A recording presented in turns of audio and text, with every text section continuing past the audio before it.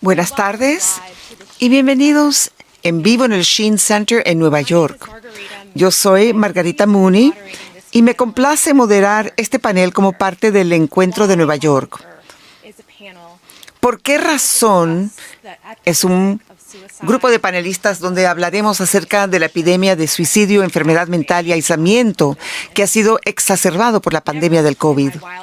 Jamás en mis sueños habría pensado que el día de San Valentín yo sería moderadora de un evento con un psiquiatra, filósofo y comediante para hablar acerca del suicidio. Agradezco al New York Encounter esta oportunidad para hablar acerca de un tema que para mí como profesora y como persona que viene de una familia con personas que sufren de enfermedad mental, darnos la oportunidad para hablar juntos profundamente acerca de un tema importante e impresionante para nuestra sociedad. Ahora les presento a nuestros tres invitados. Aaron Kheriaty es profesor asociado de psiquiatría en la Universidad de California, Escuela de Medicina Irvine, director del programa ético en salud UCI. Es presidente del comité ético en el hospital y en el departamento de hospitales estatales, y también es autor de artículos para públicos laicos y profesionales sobre la bioética, ciencias sociales, psiquiatría y religión. Mary Townsend es profesora asistente de filosofía, profesora adjunta de filosofía en la Universidad de St. John en Queens, Nueva York. Ha escrito artículos de filosofía para el público en revistas como The Atlantic, The Hedgehog Review y Plough Quarterly. Escribe sobre la salud mental, relativismo moral y las implicaciones morales de la belleza. Jeremy McClellan es un comediante de monólogos que hace giras internacionales y siempre se presenta en eventos interreligiosos del mundo y tiene giras con los boletos completamente vendidos en Estados Unidos, Canadá, el Reino Unido y Pakistán. Recientemente se convirtió al catolicismo y ha escrito acerca de su propia experiencia con enfermedad mental en la revista America y Catholic Herald.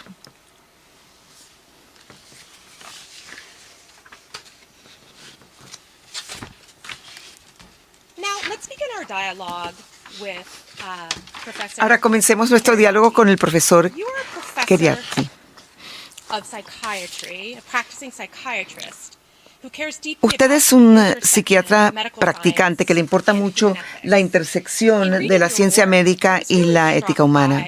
Al leer su obra, me impresiona cómo usted toma una visión holística de la persona humana como una unidad de mente, cuerpo y alma.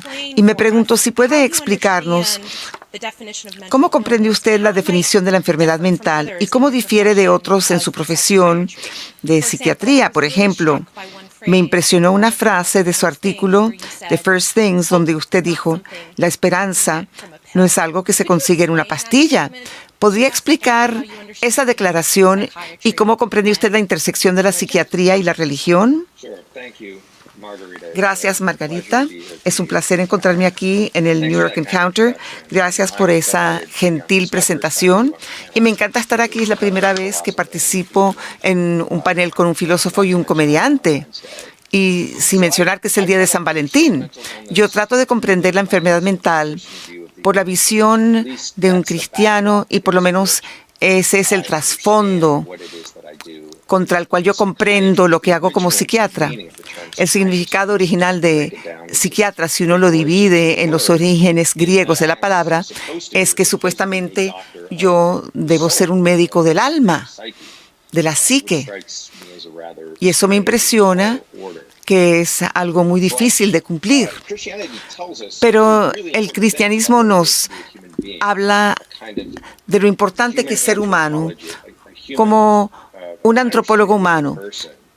Yo comprendo que somos un una persona humana que ha sido creado fundamentalmente bueno, pero ha sido herido, y ese es el postulado del pecado original. Entonces no seguimos las ideologías del racionalismo o de los científicos de pensar que el estado actual del ser humano es el estado normal. No, el cristianismo comprende que hay algo profundamente equivocado, que nosotros realmente no damos en el clavo por algún motivo. El pecado original posiblemente es la única doctrina cristiana que se puede verificar empíricamente. Solamente hay que escuchar las noticias de la noche. Entonces, hemos sido creados y somos heridos tanto en cuerpo y mente, pero estamos redimidos. Hemos sido sanados por la gracia del Señor. Y finalmente nos han sanado completamente cuando llegamos al cielo. Y entonces aquí estamos sometidos a la enfermedad, a la muerte y las pasiones destructivas y desordenadas. Además, nuestra fe nos dice que no podemos establecer una diferencia rígida entre el cuerpo y el alma. ¿Es una enfermedad mental o una enfermedad médica? Para un cristiano es una pregunta sin sentido, porque el cuerpo y alma están unidos tan íntimamente que es muy difícil separar los dos. Y es importante para nosotros no olvidar esto.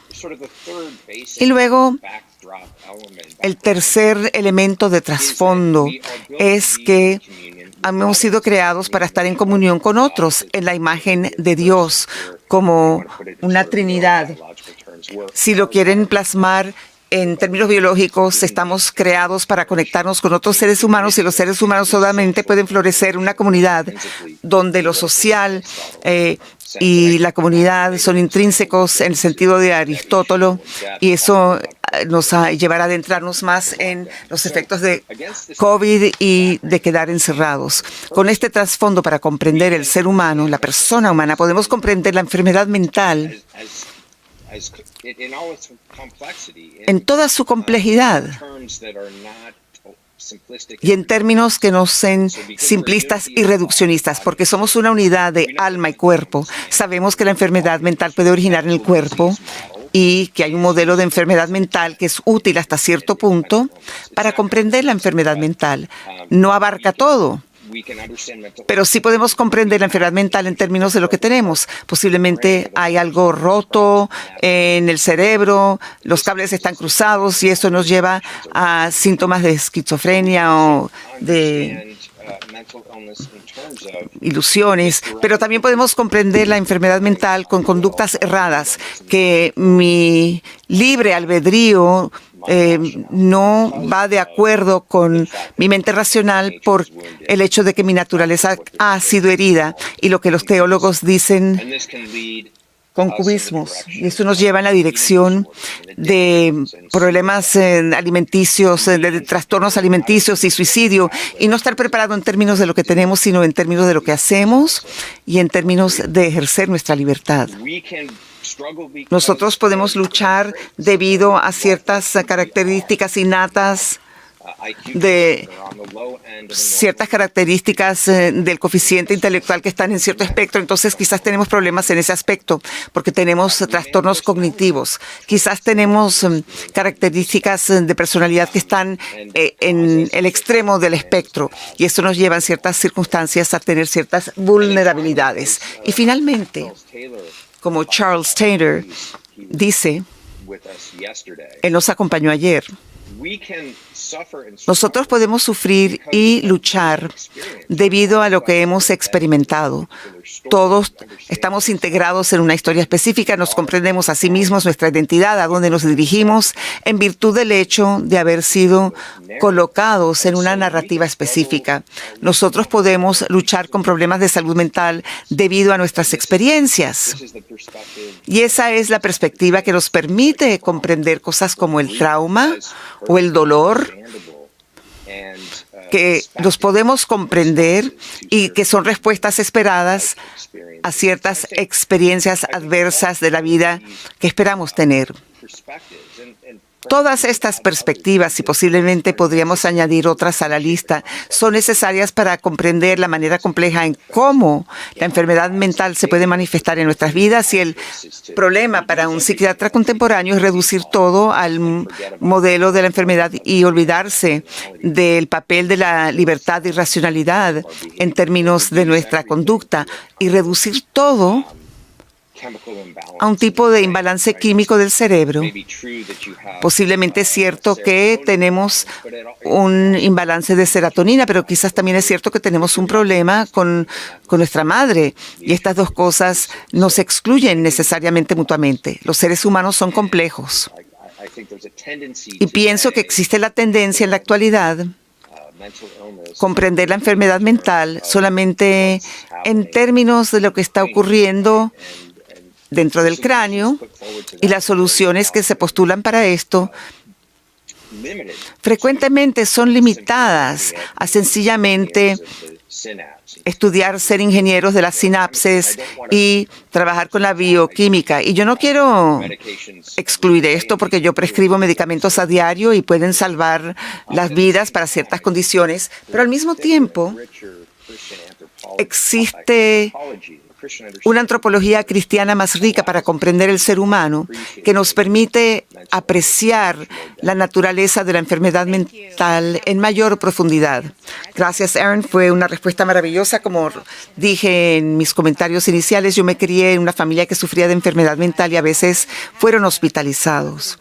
Yo siempre tuve una visión positiva del papel que los medicamentos psiquiátricos desempeñan para ayudar a las personas que sufren de la enfermedad mental severa para poder terminar su carrera universitaria o cuidar de sus familias. Y no fue sino hasta que estaba estudiando sociología y trabajaba en un proyecto con jóvenes que habían experimentado traumas, cuando comencé a hacer las preguntas que abordaste de manera tan adecuada. ¿Cuál es el modelo de la psicología para la enfermedad y cómo puede ayudar y cuáles son las limitaciones de dicho modelo? Te referiste al poder de tu profesión para ayudar a las personas, pero también reconoces las limitaciones. Pero también dijiste algo, y esta pregunta se la planteo a nuestra próxima invitada, la profesora Mary Townsend. Comenzaste tus comentarios diciendo que una antropología cristiana comienza con comprender la persona humana como una persona caída y pecadora que necesita ser redimida. Y eso me lleva a la pregunta para Mary Townsend. Mary, tú publicaste un artículo fascinante en el Hedgehog, la revista Hedgehog, y lo hablábamos entre bastidores antes del evento. Escribiste el artículo en parte debido a una preocupación personal, una experiencia personal que ambas compartimos tristemente, haber trabajado con un estudiante que cometió suicidio. Escribiste un artículo donde hablas acerca de Walker Percy y un escrito de su trabajo, Perdido en el Cosmos, Lost in the Cosmos. Y comienzas diciendo que si nos hubiese dicho que lo roto y nuestros pecados es parte fundamental de nuestra naturaleza humana, Walker Percy pregunta, ¿no se espera entonces estar deprimido y si no en un estado de suicida debido a la condición humana?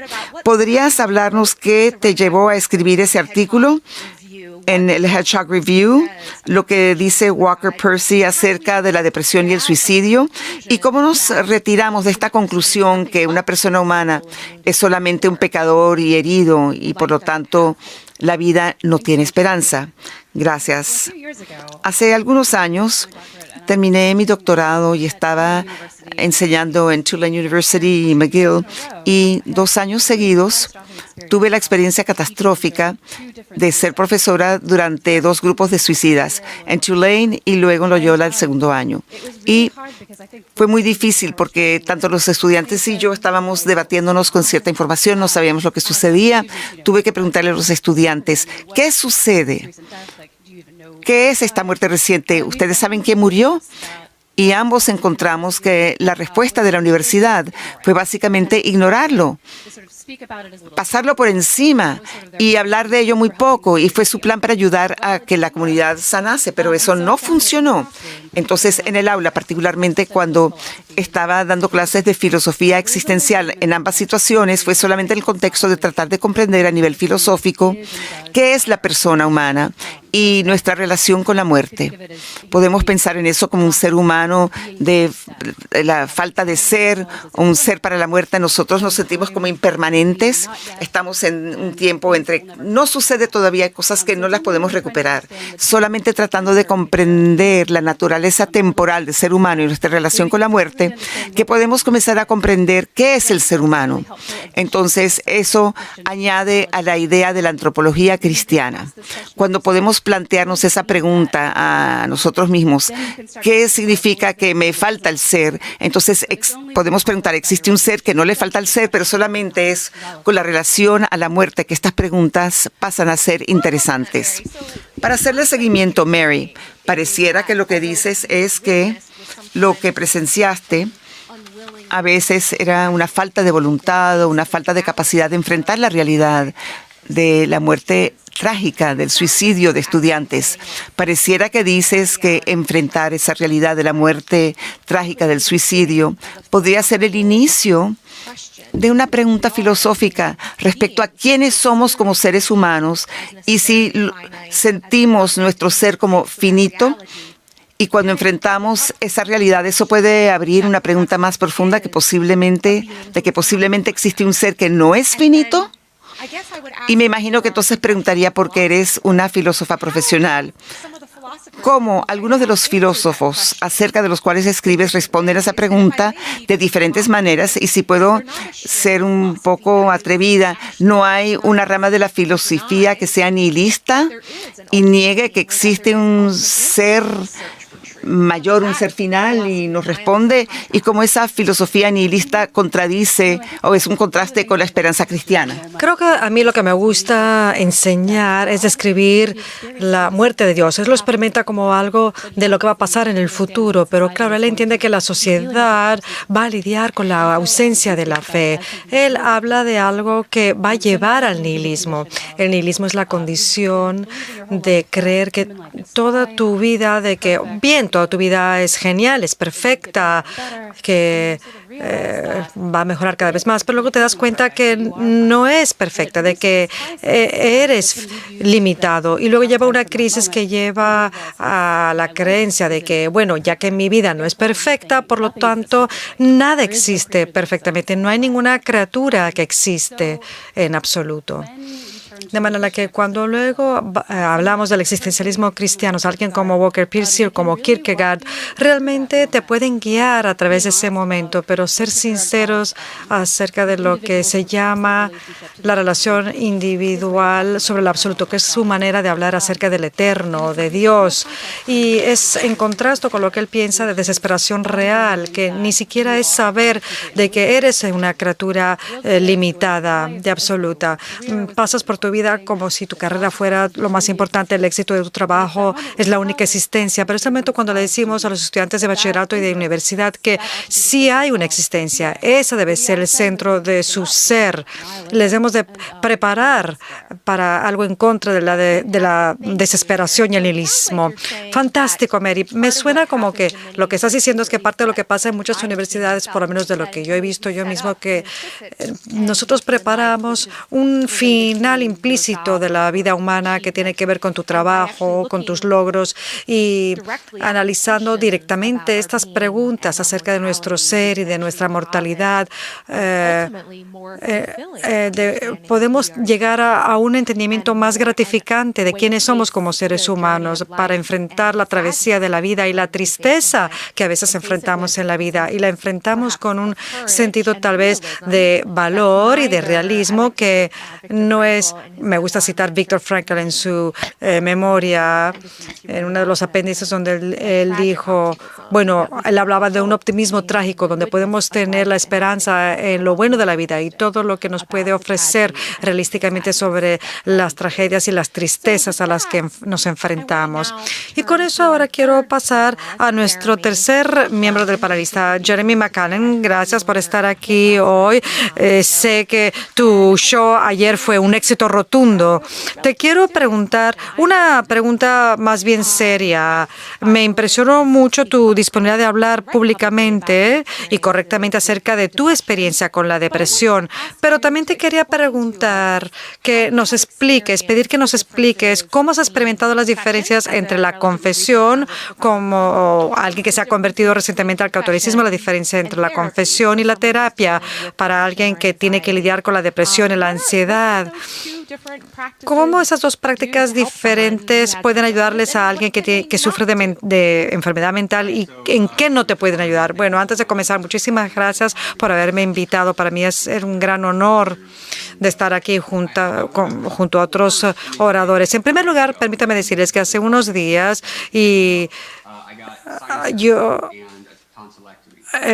me operaron de las amígdalas. Si suena un poco raro, es por eso. Y también es otra razón por la cual no estoy bien, porque tanto las sinusitis crónicas que he tenido y unas amígdalas enormes te pueden causar el dormir mal y el respirar mal, que son cosas que te consumen. Y entonces a mí se me ha diagnosticado con falta de atención, depresión, y esto luego puede causar una falta de funcionamiento ejecutivo, esta falta de atención. Y esta falta de función también es la incapacidad de mantener tus promesas. Entonces llegamos a la pregunta de, ¿es un pecado no cumplir con tus promesas? Yo creo que cuando le preguntas esto a las personas, te dicen, claro que sí, no es nada bueno no cumplir con tus promesas. Cuando prometes algo, debes cumplirlo. De manera que si no cumples con tu promesa intencionalmente y luego te confiesas tus pecados, no le robas mucho tiempo al cura, pero si yo me confieso porque no he cumplido mi promesa, le digo a alguien que iba a hacer un proyecto con ellos y luego se me olvida por completo, entonces yo sigo repitiéndolo una y otra vez, la misma confesión, porque no he arreglado nada. O sea, he confesado mi pecado, pero para poder realmente arreglar el problema, debo o bien recibir terapia y aprender cosas, o bien puedo tomar estimulantes o antidepresivos para arreglarlo, o bien puedo operarme. De manera que es algo bien raro pensar bueno, que te puedes operar o puedes tomar una pastilla que te puede convertir en un ser más virtuoso. Pero al mismo tiempo, si operarte o tomar una pastilla repentinamente te da esta capacidad de cumplir tus promesas, entonces realmente no estabas no cumpliendo las promesas a propósito. No era un acto de tu propia voluntad. Si tu pastilla te lo permite, qué bueno, pero me lo tienes que volver a preguntar a mí y a mi mujer y a mi esposa de aquí a unos meses si realmente he mejorado con esto de planificar las cosas. Pero yo creo que es una panorámica muy buena de mi diferencia entre la confesión y terapia, donde es muy importante para poder ser virtuoso, poder entender que puedes interpretar el mundo correctamente. A eso le llamamos prudencia. Y yo lo asimilo de la misma manera a la salud mental. Si tienes problemas mentales, es que algo te lleva a interpretar y procesar la realidad de una manera incorrecta, que, dicho sea de paso, se presupone que haya una manera correcta de interpretar la realidad. Presupone un sentido de realidad objetiva. De manera que recibir terapia te puede convertir en una persona más prudente. Y yo creo que esto es esencial para llevar una vida correcta en general. Bueno, fantástico escucharlo. Bueno, yo me crié como católica, de manera que la confesión fue parte de mi educación, mi escuela, y una vez le escuché a alguien que se convirtió en católico de que era como confesar, es decir, en voz alta todo lo que no deberías hacer en tu vida, como robarle algo a tu profesora, pero es algo que tú dijiste o sea, es nombrarlo, darle una definición de una manera aburrida, porque en terapia, si tienes un pecado con el que lidias, en la terapia hablas del pecado como algo fascinante, ¿verdad? Los dilemas interesantes de tu vida, pero en la confesión no lo haces. Yo dije, ay, mentí una vez y se acabó.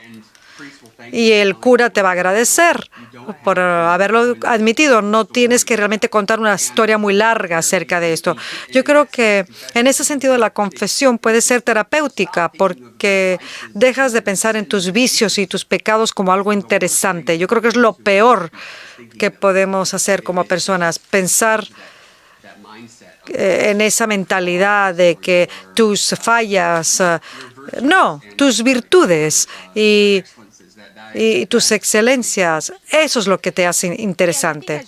Yo creo que también como escribiste, si te entendí correctamente, la terapia puede ser útil precisamente porque te permite contar la historia larga, que te puede instar a ser el tipo de persona que hace algunas cosas y luego desarrollas la virtud de la prudencia. Pero el objetivo es desarrollar la virtud de la prudencia y no contar la historia ya de por sí, simplemente porque es interesante para llegar al meollo, para poder tener virtudes. Sí, decir a las personas que algo que es muy esencial para la prudencia es poder contar tu historia sinceramente. Alguien que vive en un mundo de fantasía y se divorció, pero luego lo describe de una manera muy deshonesta, jamás van a ver las cosas correctamente, jamás van a poder actuar de acuerdo con la realidad, que es esencial.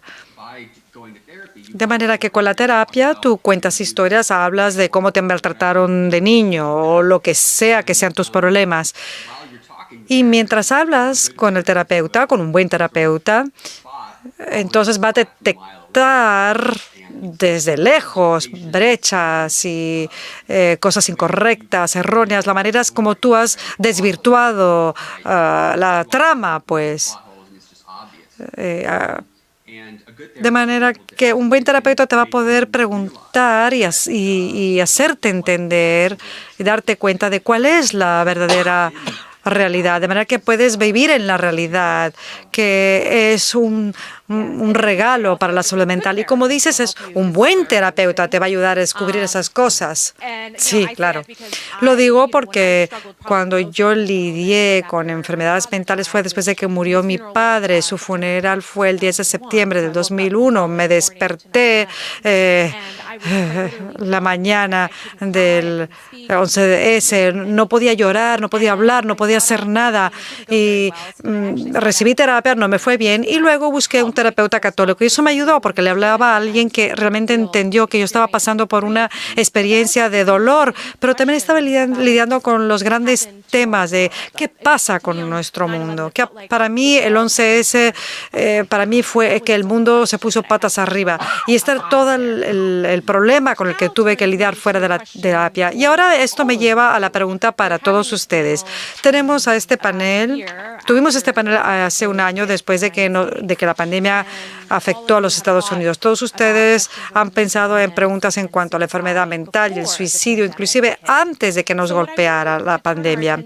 Ahora quiero centrarnos más bien en ¿qué es lo que ha hecho la pandemia con esta epidemia de enfermedad mental y suicidio con el que ya estamos lidiando? Te quiero preguntar a ti como psiquiatra, ya has publicado sobre el fenómeno del suicidio y el auge de la enfermedad mental en tus artículos, en revistas y en el debate público, pero si nos puedes dar una panorámica sobre de este suicidio y cuáles son los grupos más vulnerables. Y quiero que todos los miembros del panel nos comenten sobre cuál es la relación entre el aislamiento social y el individualismo cultural americano, no para subestimar todos los procesos bioquímicos que pueden llevar a la enfermedad mental o al suicidio, pero cuáles son algunos de las causas posibles socioculturales del suicidio y qué se puede hacer acerca de todo esto. Sí, claro. Bueno, me complace que estemos hablando de este tema, si bien sea un tema difícil del que hablar. Y voy a dar unas cuantas cifras para esbozar lo que está pasando en lo que se refiere al suicidio durante la pandemia. Pero en primer lugar quiero decir que eso es para mí algo que me tomo muy a pecho, muy personal. Un amigo mío de 17 años murió en diciembre. Sus padres eran muy queridos amigos míos. Él se llamaba William, que se crió con mi segundo hijo mayor, eran amigos muy queridos, de manera que es un niño que yo conocí desde bien pequeño. Él lidió con la depresión, yo creo que parcialmente debido a los efectos del confinamiento, y debido a eso se suicidó en diciembre, justamente antes de Navidad.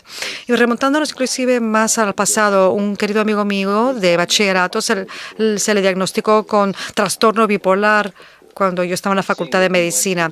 Y ver por lo que él pasó fue gran parte de lo que me marcó a mí para decidir ser psiquiatra. Y Matthew también se suicidó cuando yo estaba haciendo mi residencia. De manera que para mí es un tema que me lo tomo muy a pecho. Yo sé que el suicidio ha estado aumentando desde el 1999, inclusive antes de la pandemia, entre el 99 y el 2019, nosotros vimos el auge del suicidio en los Estados Unidos para hombres y mujeres y básicamente para cada grupo de edad hasta los 75 años.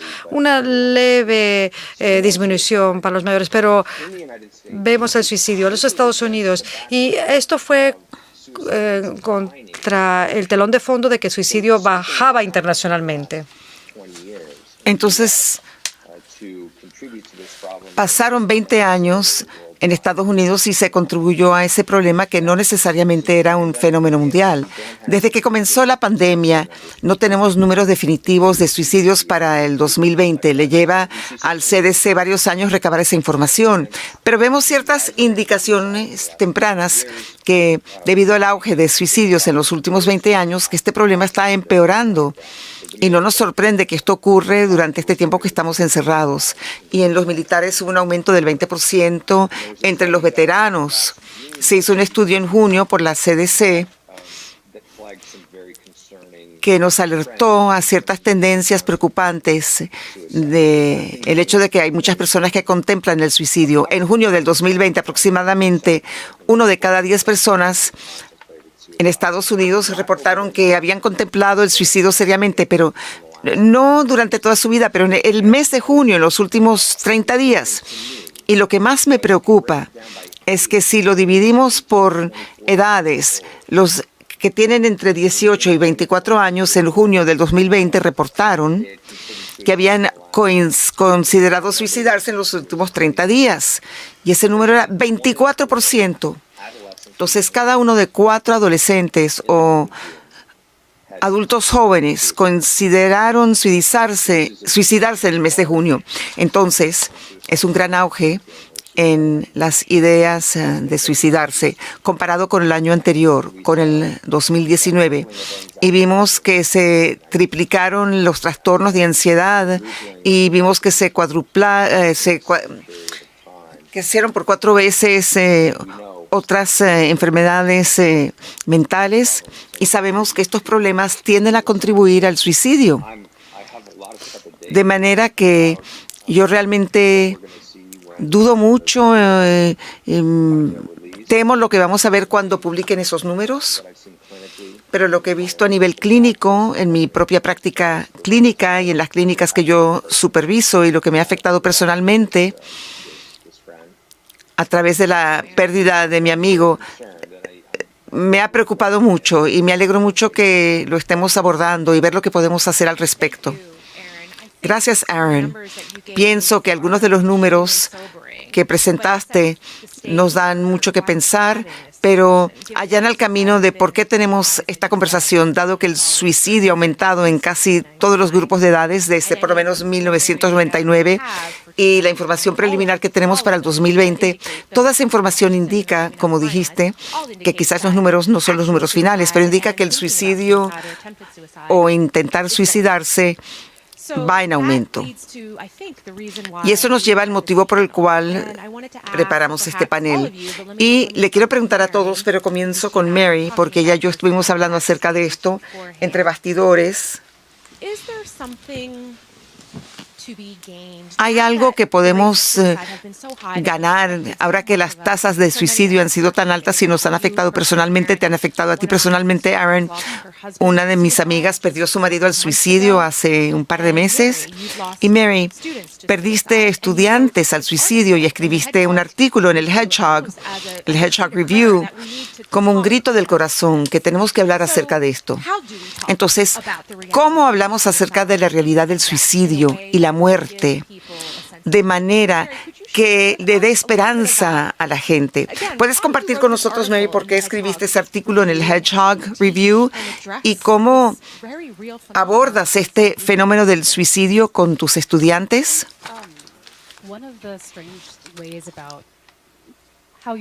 Una de las maneras extrañas de cómo las universidades abordan este tema, y ahora lo van a tratar más porque hay ese grupo de chicos entre 18 y 24 años que corren mayor riesgo, es que a veces tendemos a ignorar las personas que tienen crisis existenciales y decimos que es culpa de ellos, pero el auge en estos números es un problema que no podremos ignorar. Opino, si me remonto a la cita de Walker Percy señala que ser humano es sentir la alienación, donde estamos alienados de Dios, entonces estamos alienados de otros en nuestra comunidad, y el legado filosófico que tenemos lo empeoran, y los problemas del mundo lo empeoran. Y si uno puede vivir en un mundo así, él señala, y es cierto con la pandemia, y pensar que todo está bien, entonces tú eres el que tiene el problema. Si podemos percibir que intentar comprender esto a nivel filosófico y religioso es la primera tarea que le toca a todo ser humano, y no podemos rezagarlo e ignorarlo más. Es un enfoque serio hacia ese tema. Los estudiantes universitarios tienden a darse una manera de pensar en estas preguntas importantes, pero se sienten tan presionados de obtener buenas calificaciones y tomar cursos que influencian su posibilidad de trabajo que pueden dejar esto de lado. Y es tan importante que pensemos en la educación filosófica y teológica como una manera de enfrentar como comunidad lo que significan estas preguntas para nosotros. Gracias, Mary. Ahora quiero pasar a Jeremy, porque Jeremy, yo sé que trabajas con muchos jóvenes y haces tus monólogos de comedia ante muchos públicos. Entonces, ¿puedes compartir con nosotros el tipo de conversación que tú tienes con jóvenes y con preguntas que tienen que ver con la depresión y suicidio? Y también posiblemente compartir con nosotros por qué decidiste escribir tan públicamente acerca de tu propia experiencia con la enfermedad mental y cuál ha sido la reacción de que tú hayas iniciado esta conversación. Sí. Yo soy comediante, no tengo mucha vergüenza. Y anoche tuve que dejar de lado esto porque compartí muchas experiencias. Algo que es muy importante que la gente comprende a nivel práctico es que preguntarle a alguien si ha tenido ideas suicidas no es que le meta la idea no le dé la idea de hacerlo. Como comediante durante 15 años, una de mis tareas era enseñar la prevención de suicidio a las personas que cuidaban de otros. Si le pregunto a alguien, ¿alguna vez has pensado en el suicidio? Lo toman como sugerencia, pero eso no es lo que sucede. La gente piensa en suicidio siempre, constantemente. Y esa es la pregunta eterna que nos planteamos. Y pienso que algo práctico que debemos hacer para conectarnos es que si logramos que la gente piense en el suicidio, si se te ocurre la idea, no significa nada. No tiene un gran peso y pienso que estamos dándole demasiada importancia a estas ideas. Y es como pensar demasiado en nuestros sueños. Si nosotros soñamos que nos acostamos o tenemos relaciones sexuales con la esposa del vecino, realmente no es algo demasiado significativo. Y no sé por qué lo planteé el día de San Valentín, pero no es tan importante. Parte de la salud mental es estar atento de las ideas que le surgen a uno. Uno lo vive con una experiencia, uno lo ve y uno deja que esa idea pase. es parte de estar atento a sus propias ideas. Pero pienso que le hemos dado mucha importancia, y yo lo he aprendido con mi propia salud mental, es no solamente darle un aspecto catastrófico a ciertas ideas propias. A medida que me presento en todo el país y visito ciertos lugares y presento mis monólogos de comediante y hablo acerca de la salud mental, la gente siempre se siente muy aliviada de poder sostener estas conversaciones.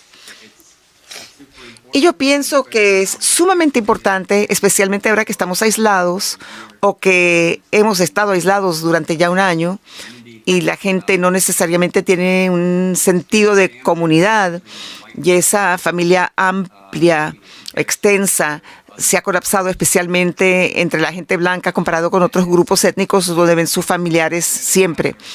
Es conversaciones que tenemos que tener y ser abiertos y sinceros. Y cuando lo hacemos no sucede nada malo. Si somos sinceros acerca de nuestra salud mental y lo hacemos de una manera que ayude, la gente se siente bien hablando de ello. En mi experiencia, solamente he tenido buenas respuestas cuando planteo estas ideas. Gracias por compartir eso, y parece que todos los panelistas estarán de acuerdo que es importante tener ciertos espacios para hablar acerca de la realidad de la depresión o de tendencias suicidas y la enfermedad mental. Pero es importante hablar acerca de las preguntas importantes. ¿Por qué camino llevamos a la gente cuando tenemos estas conversaciones? Entonces, quiero preguntar como una segunda pregunta para los panelistas. Cuando comenzamos a tener estas conversaciones, ¿cómo nos conectamos con las personas para que esa conversación pueda guiar a esa persona a la esperanza y no a ser suicida?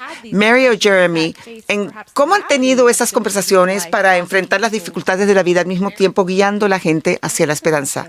Mary, excelente pregunta. En el mundo profesional tendemos a pensar en estos temas como temas tabú, pero cuando comenzamos a hablar con los estudiantes acerca de estos temas, salen a flor de piel, y entonces ellos están buscando algo como la esperanza. Entonces, hay que ser sincero, y la pregunta es el primer paso, y conocer que toda nuestra vida está estructurada hacia un ser más eterno que nosotros mismos. Y es un comienzo de la relación con eso.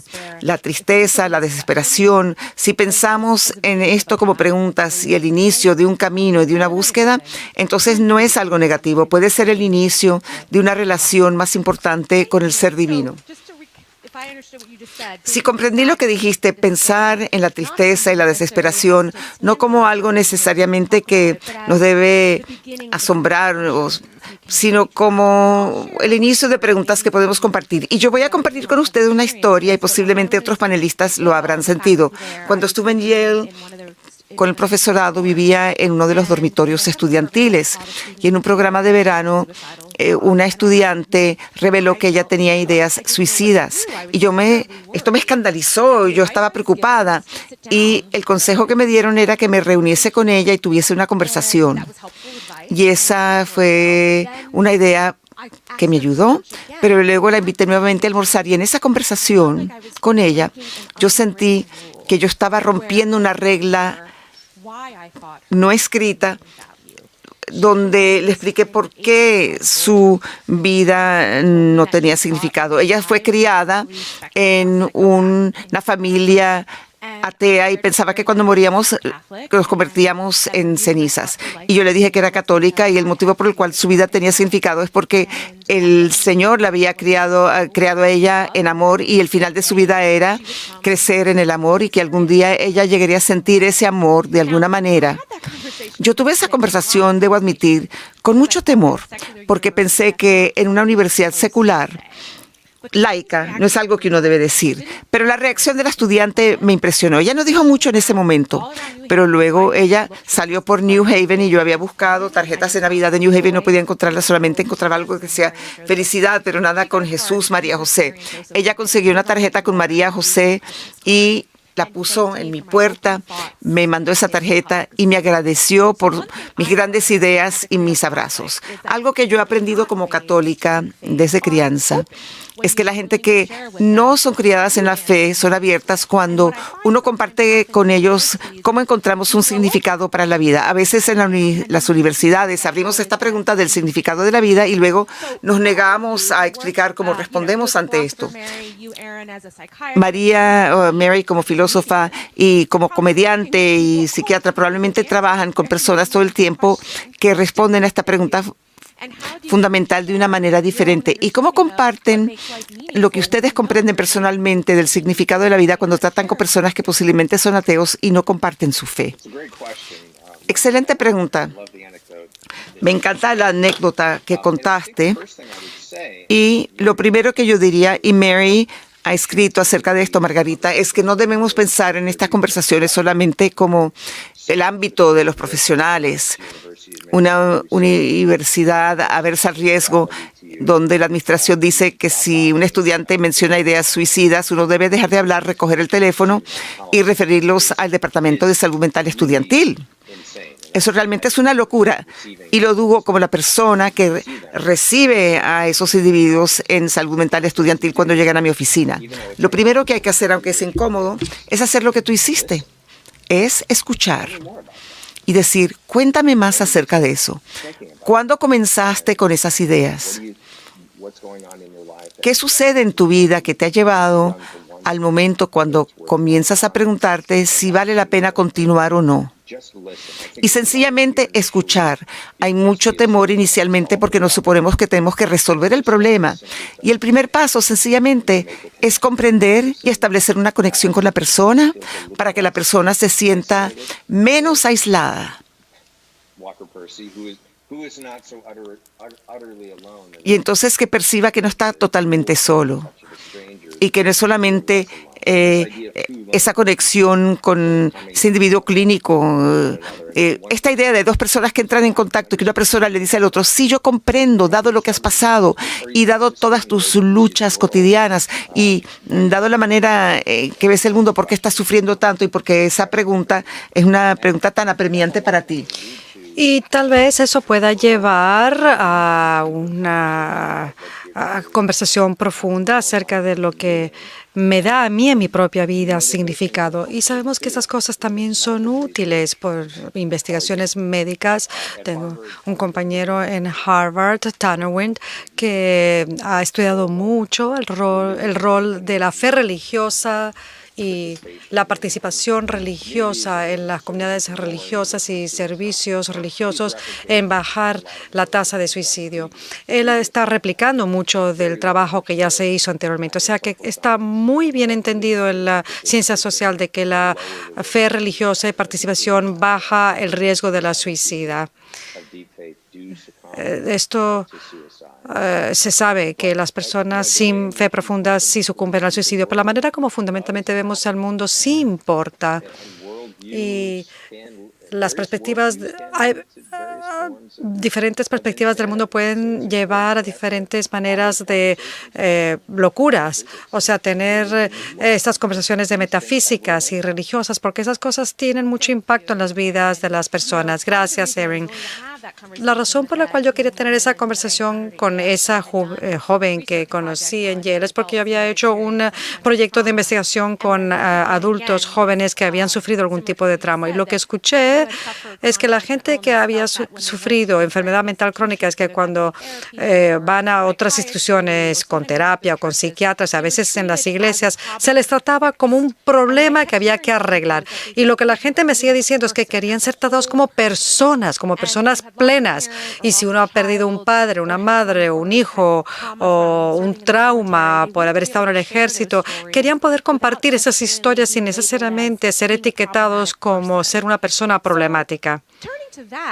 Ahora, pasando a eso, también descubrí en esas entrevistas, y quería preguntarle a Jeremy acerca de esto, descubrí que muchas de las personas a las que entrevisté vieron que sus síntomas de enfermedad mental bajan con la oración o la meditación. Y, Christian, tú mencionaste esto, de que hay muchos estudios clínicos de que la oración o la meditación pueden tener un impacto positivo para reducir los síntomas de la enfermedad mental. Pero, Jeremy, tú también dices de una manera muy provocadora en tu artículo que no es lo correcto correcto decirle a alguien que está sufriendo de enfermedad mental, tienes que ir y rezar más. ¿Cuál es el rol de la oración y la meditación al enfrentar la enfermedad mental? Jeremy. Bueno, yo le digo a la gente que hay que rezar siempre más, no importa lo que esté pasando. Yo no creo con eso. Lo que estoy describiendo es la respuesta de que la razón por la que se lidia con la enfermedad mental es que uno ha fallado moralmente, y si uno reza más, esto lo va a arreglar, y Dios tiene que recibir 10 o 20 oraciones para arreglarlo, pero solamente uno ha orado 22 veces. Si oras más, tienes más posibilidades y vas a complacer a Dios más. Yo creo que cuando se habla de la oración al lidiar con la enfermedad mental, de una manera muy diferente, es exactamente lo correcto, porque se habla de la felicidad como contemplación, donde esa es la felicidad, es la contemplación de la realidad y en última instancia de Dios. De manera que la gente que rechaza eso, que los que son ateos, tienen esta inquietud interior, este deseo de arreglar algo, este deseo de corregir el mundo. Pero parte de nuestra creencia como católicos es que en un análisis final el mundo es sano, que el mundo ha sido creado por Dios, es un don para nosotros, y que en el análisis final todo está bien con el mundo. Es algo que ciertamente es algo que a duras penas la gente cree hoy, que la realidad fundamental del mundo es algo bueno y es el amor. Si uno cree en eso, si esa es tu perspectiva, entonces yo creo que le debes decirle a todo el mundo de operar así. Y esto, claro, tiene que ver también con la oración. Yo medito y rezo el rosario, no lo suficiente como debería, pero ese estado no es solamente algo que estás haciendo para mejorar la serotonina de tu cerebro, sino que tiene que ser tu enfoque fundamental, la manera como tu postura, tu posición hacia el mundo. Gracias, Jeremy. Bueno, maravilloso. Mary, ahora te quiero preguntar a ti, como profesora de filosofía. La típica catedrática de filosofía no hablaría de meditación o oración, pero has escrito unas oraciones que realmente van directamente a esto. ¿Nos puedas hablar en tu ambiente de St. John's cómo tú hablas de la espiritualidad y de la fe, no solamente del sistema filosófico, sino como un mundo que es significativo y podría ser significativo para los estudiantes con los que interactúas? Yo coincido con Jeremy de que si piensas en la oración como una práctica clave que te va a llevar a otro lugar, se te va a escapar el punto importante. En St. John's yo he tenido el placer de estudiar, dar lecciones sobre metafísica desde la perspectiva de un ateo y de un no ateo, porque hay tanta justicia cuando solamente cuando se piensa en la existencia. Realmente no estás pensando en las cosas absolutas, simplemente estar en presencia de lo que es la existencia y permitirte estar ahí, no porque piensas que esto te va a hacer sentir mejor, sino simplemente de por sí. Yo creo que la oración también es así, rezar el rosario, pasear, todo lo que puedes hacer para tu propia psiquis te pone en la contemplación de la existencia.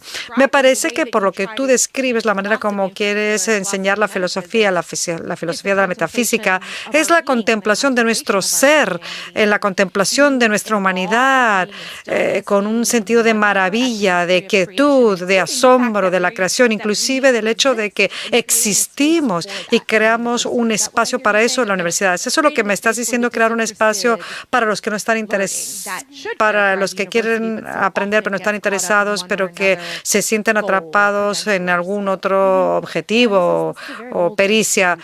Sí, es una distinción ya muy antigua, como algo que es instrumentalmente bueno o algo por su propio interés. Esto lo vemos en la vida humana, lo vemos como algo crucial para nuestra carrera. Y también luego pensamos en nuestra universidad como algo crucial, como algo edificante, pero te pierdes en este bucle de cosas que es bueno en aras de algo diferente, pero tiene que volver, tiene que ver con la importancia del ser. Ese es el comienzo de la filosofía, es el comienzo también de la conciencia religiosa.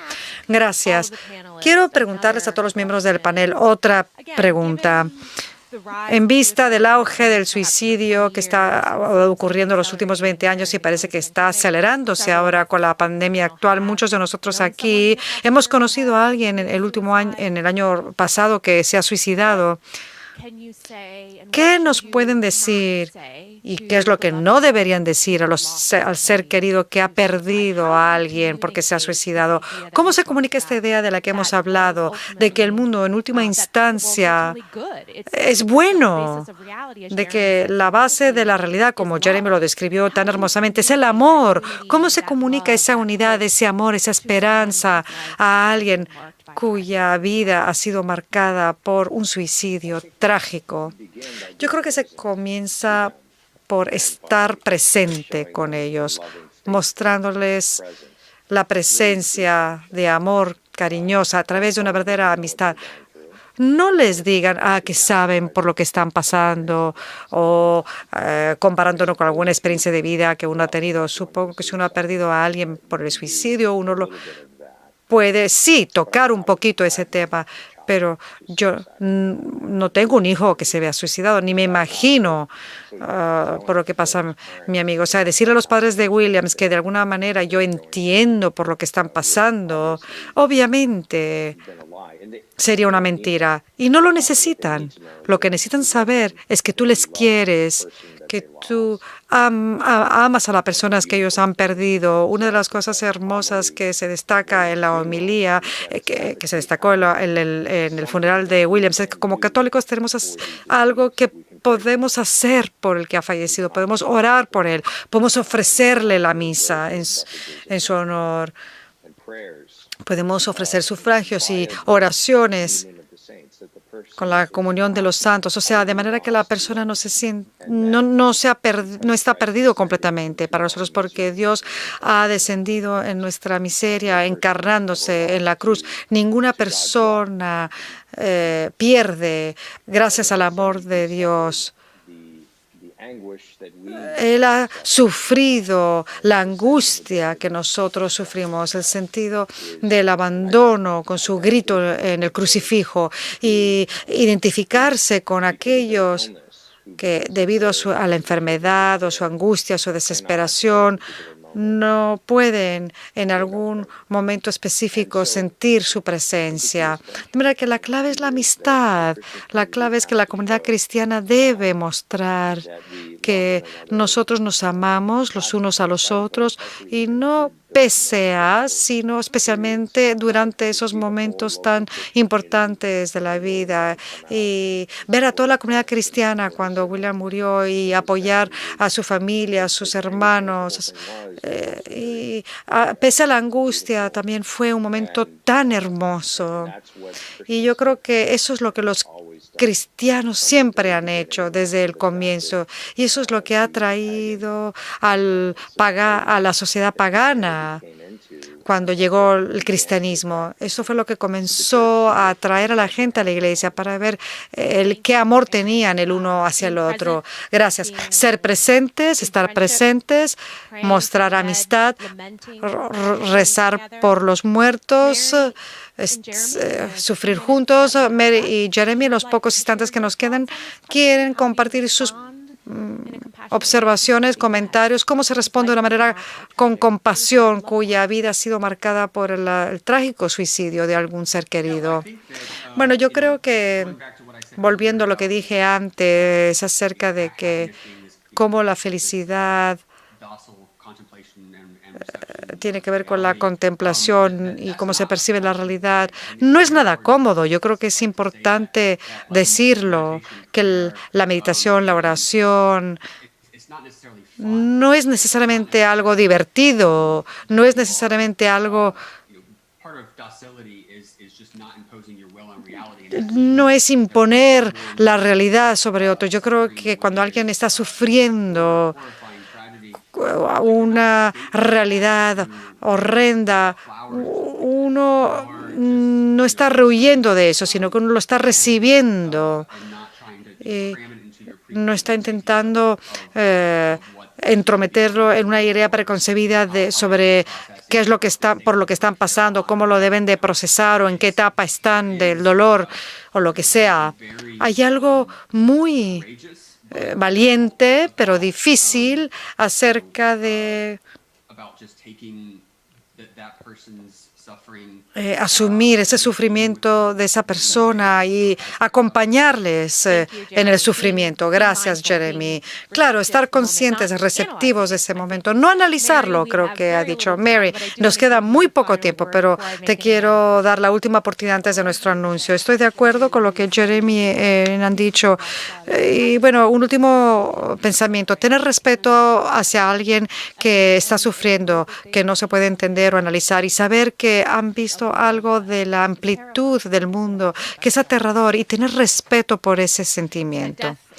La muerte es parte de la realidad, la tragedia es parte de la realidad que enfrentamos todos. Respetar a quienes han visto la oscuridad de la realidad, pero estar presentes, conscientes y llenos de esperanza y de amor. Gracias, Erin, Jeremy y Mary, por esta charla maravillosa. Gracias a todos los que nos siguen por YouTube y a todos ustedes que han organizado el New York Encounter y han hecho posible este evento.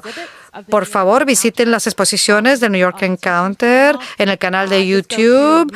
Conéctense con newyorkencounter.org y hagan clic donde dice Exhibits o exposiciones. A las 2 de la tarde, hora este, un grito desesperado por la justicia, buscando un camino humano verdadero por la justicia racial, con Annika Prather, Eugene y Jacqueline Rivers. Es lo que nos seguirá de aquí a una hora. Muchísimas gracias y hasta pronto.